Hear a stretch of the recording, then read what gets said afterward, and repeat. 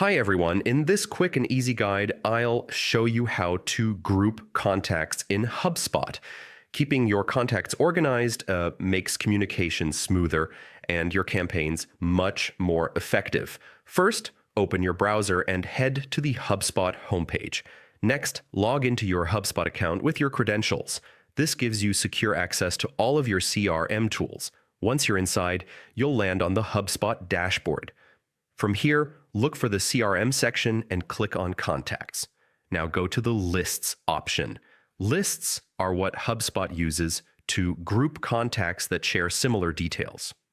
To create a new list, click the New List button. Give your list a clear name and description so your team can easily understand its purpose. Next, add filters to define who should be included. You can keep it broad or narrow it down with specific details like location, company, or job title. Once your filters look good, review the setup and then hit Save. Your new contact group is now ready to use for targeted campaigns and outreach, and that's how you group contacts in HubSpot. With well-organized lists, your communication becomes more focused and your engagement strategies far more effective. Thanks for watching, and I'll see you in the next tutorial.